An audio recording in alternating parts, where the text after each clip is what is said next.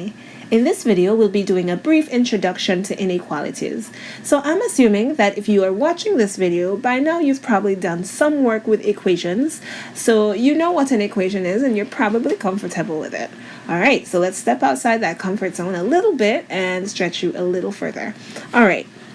So before we start talking about what an inequality is, I do want to make sure you remember what our inequality signs are. You may have learned this before, but if you didn't, don't worry about it. I'll go over it here.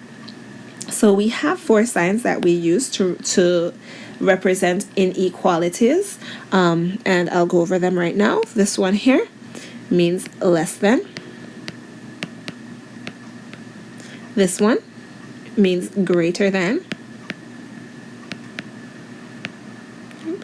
And then we can add another element to these signs. So if we take the less than sign and we put a line underneath, that means less than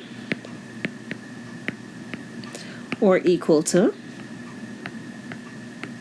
And we can go ahead and do the same thing for the greater than sign and put that line underneath, and that means greater than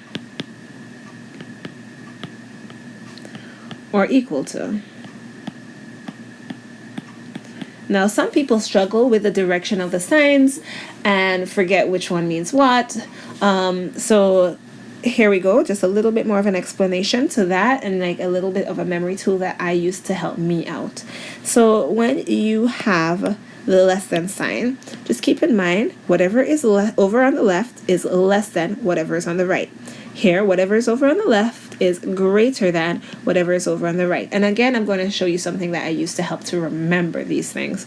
Whatever is over on the left here, the expression on the left is going to be less than or equal to whatever is on the right. And right here, whatever is on the left is greater than or equal to whatever is on the right.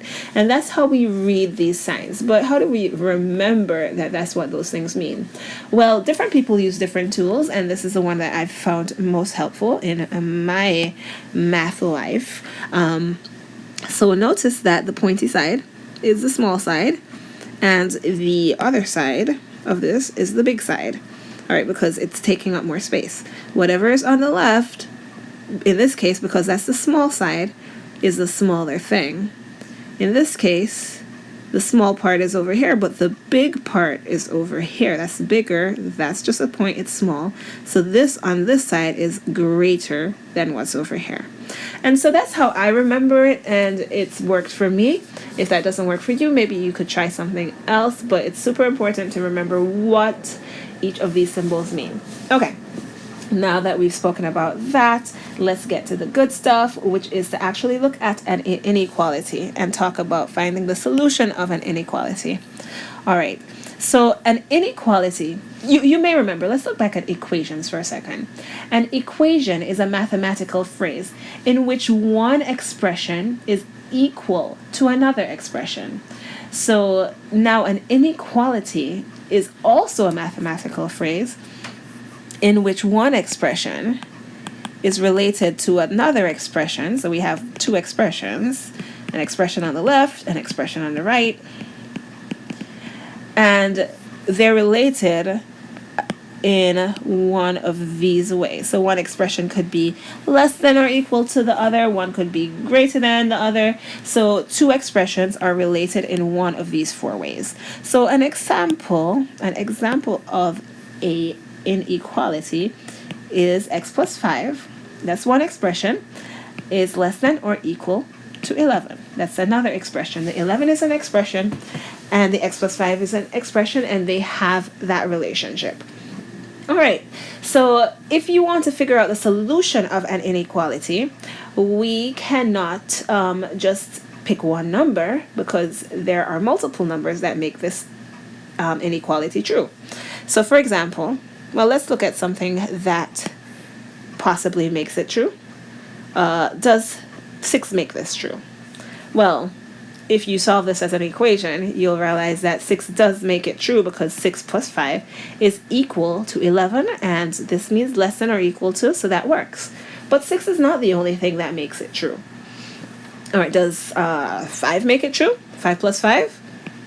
is less than 11? Yes, it's absolutely true. Is 4 true? Yes. 3? Yes. So there's so many numbers that are true. So what then do we do if there's so many numbers that work? Well, that is one of the things that I want to make sure that you leave this video knowing. The solution of an inequality is actually an inequality.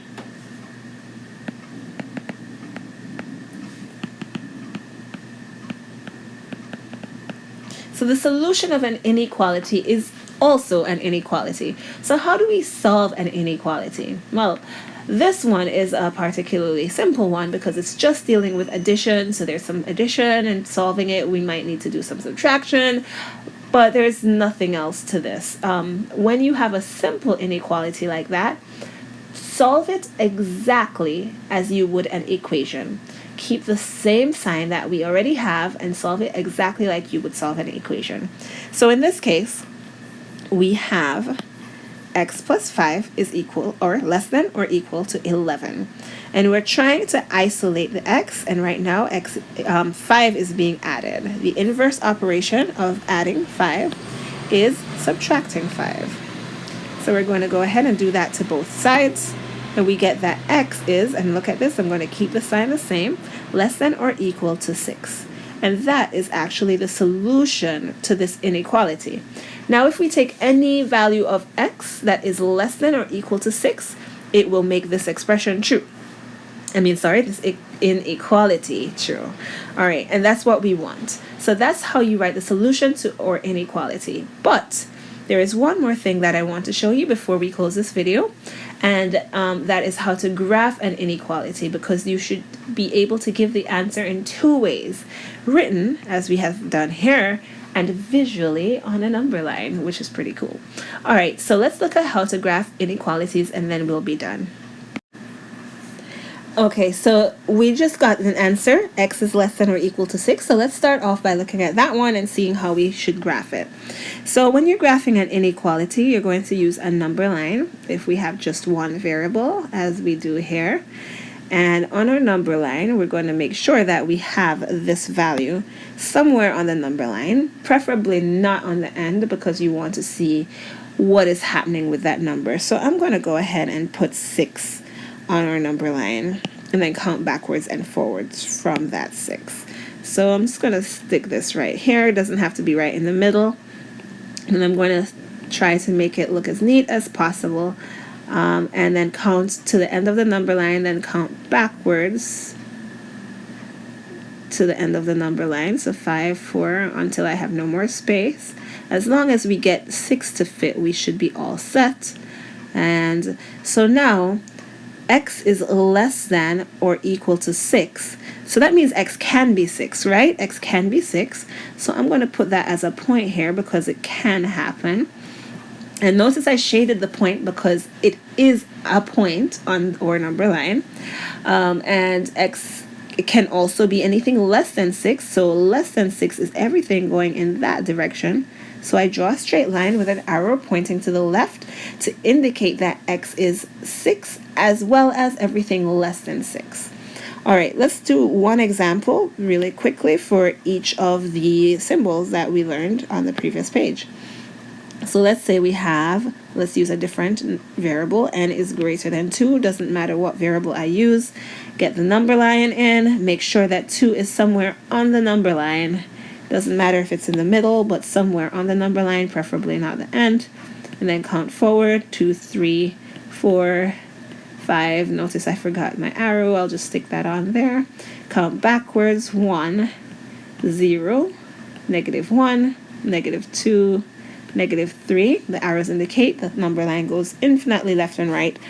And it's greater than 2, but notice here that n is greater than 2, but it does not include 2. It cannot be 2. There is a hole at 2, meaning if there is a hole at 2, then we need to show that there is a hole at 2, that it does not include 2.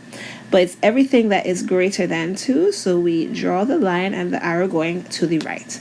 All right, I'll go through the next two a little bit faster now that I think we're getting a hang of this. All right, so let's use a different variable. P is less than 1, And so we have our number line. 1 is somewhere on the number line. 1, 2, 3, 4, 0, -1, -2, -3, -4. There is a hole at 1. It does not include 1. It's less than 1. We go that direction. And finally, an example using the greater than or equal sign. All right, t is greater than or equal to 0. So we have a number line. 0 is somewhere on the number line. Count 1, 2, 3, -1, -2, -3. It includes the point 0, so I am going to put that point, make sure it's clear that that point is included, and t is everything greater than 0. The arrow goes to the right. All right, and this is how we graph our inequalities. Now we know how to solve very, very simple ones and graph them. And we're going to move on to another video where we're going to learn how to solve more difficult inequalities. So stay tuned.